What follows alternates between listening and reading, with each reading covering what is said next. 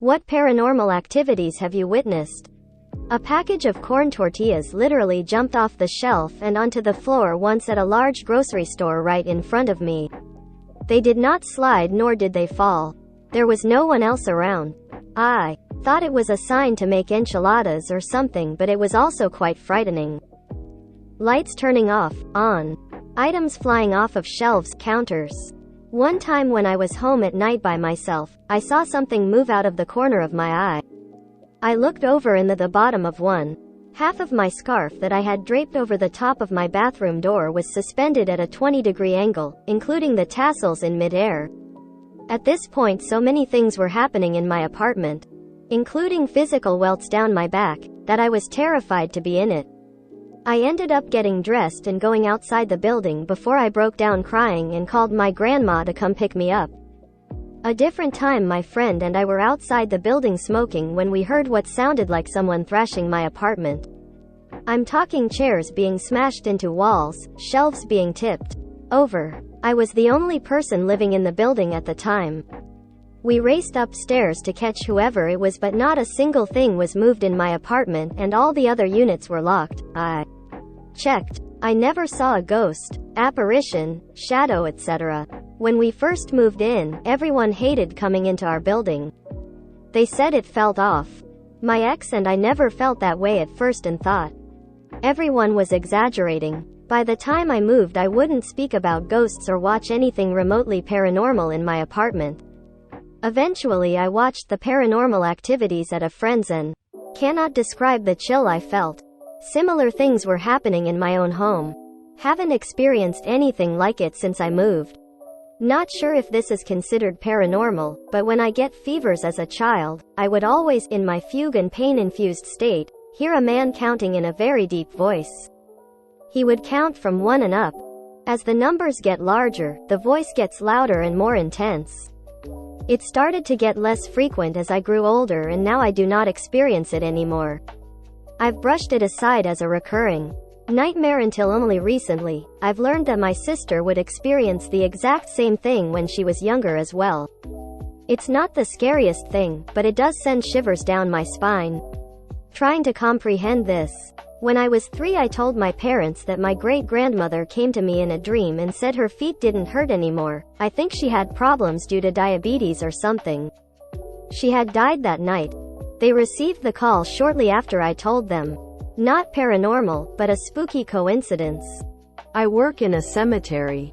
One evening I had stayed late to do some catch-up work.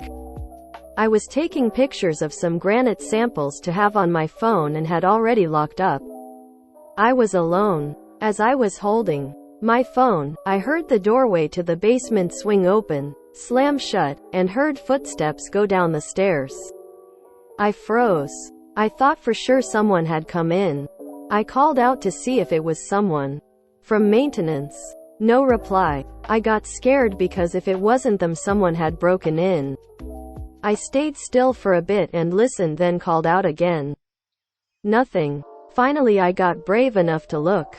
No one there. I peeked down the basement, empty.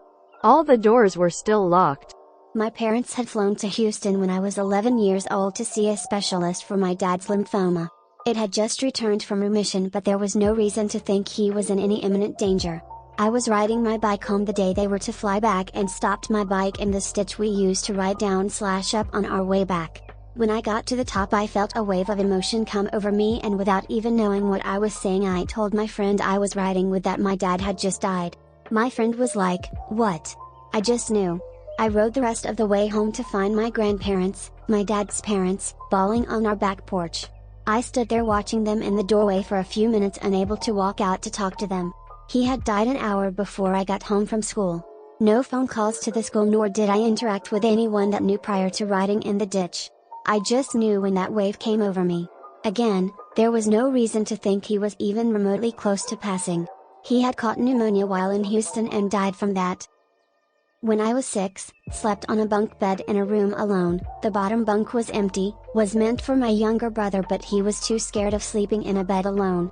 So I was alone in that room that night. I remember a chilling feeling that night, then it suddenly got really warm, probably because I was undergoing a night terror of some sort.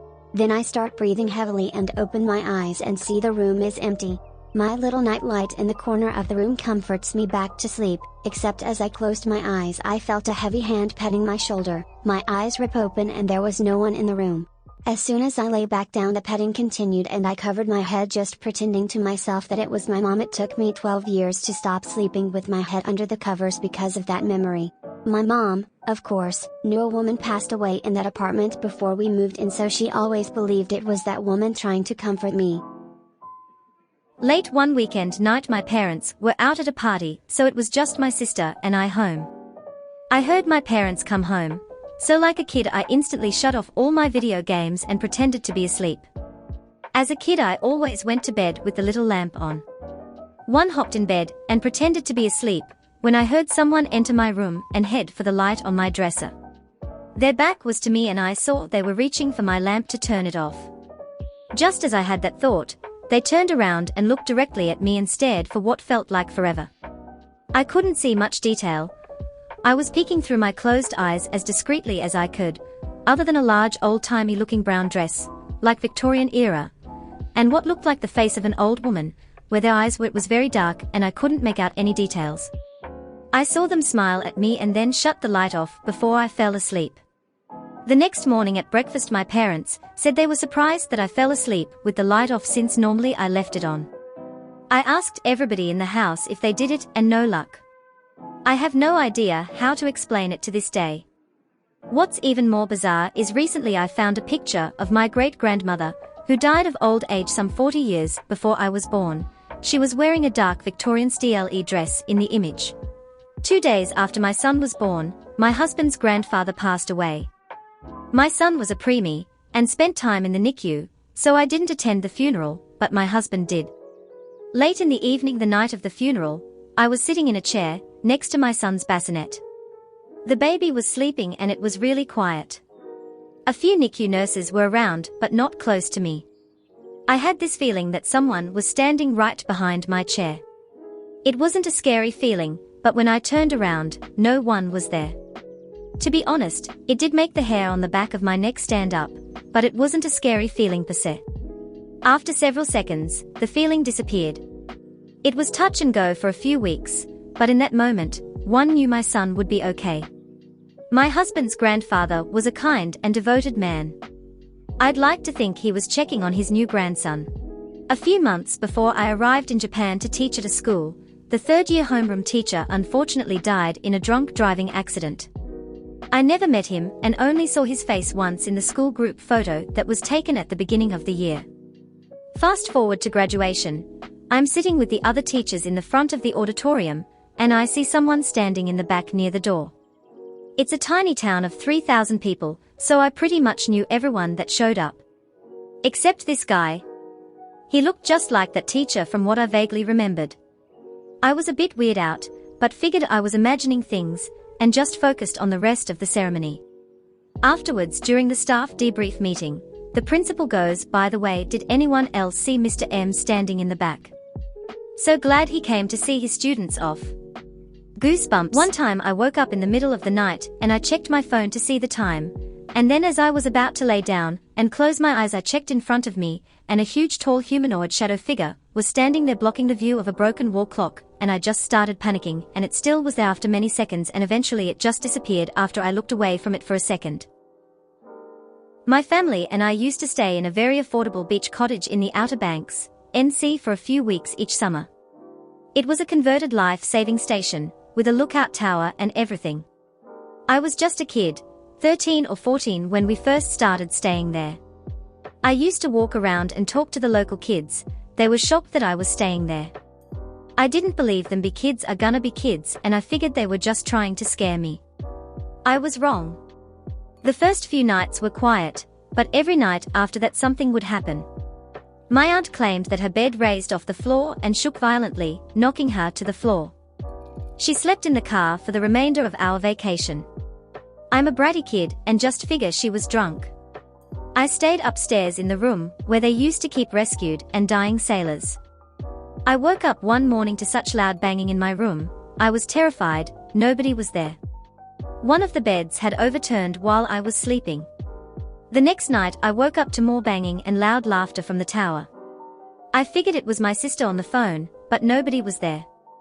As the days went on, I felt like somebody was watching me anytime one showered or used the upstairs bathroom. The banging in the tower was nightly at this point, and I was absolutely terrified.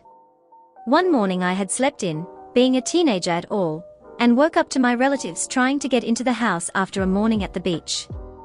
Every single door in the entire house was deadlocked from the inside. Very odd. We spent a few more summers there, each time the same experience. Eventually the house washed away, during a hurricane, leaving only the tower behind on the beach.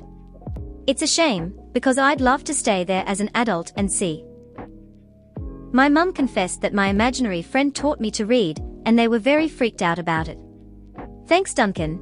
I have no memory of you whatsoever, and have no idea where I got the name Duncan from, but I still enjoy reading, so I appreciate the lessons. One weekend, I was at my dad's house. He'd come to the upstairs bathroom to get a shave and heard footsteps in my stepsister's room. I thought it was him walking around initially, so I got up to find him standing at her closed door. He looks back at me and whispers, "You can hear that too, right?" Nodded, and he opened the door slowly. My stepsister was asleep, and never had been awake apparently. There was no way she could have crossed the room, gotten in bed, and pretended to be that convincingly asleep in the 2 seconds it took my dad to open the door. He went in, checked her TV, which had never been on. She had one of those big ones from the 90s that would get warm when turned on. The radio hadn't been on either, figured maybe it was the beat of a song or something. After that, we heard the footsteps a bunch of times, usually very early in the morning. Some of the footsteps were so heavy, they'd shake the ceiling fan of the dining room directly under her bedroom, and they'd woken her up a few times as well. Whenever I'd shower at my dad's, I always felt like someone was standing behind me. Eventually, I got so stressed and paranoid that I refused to shower at the house or even go into the upstairs bathroom. My dad asked me one day, "Do you ever feel like someone's in the shower with you when you're here?" After months of me feeling that way and never mentioning it to anyone. I don't believe in paranormal activity, but my grandparents' house is considered by many to be extremely haunted. It's part of a tour of haunted houses in the LA area, and according to legend was part of the inspiration for American Horror Story. There are tons of stories, but the one I experienced myself was when I was living there as a child. I was about 6 years old and my older sister was 12, and we shared a room. My mom had decorated our bedside table with an antique telephone that didn't work and was not plugged in.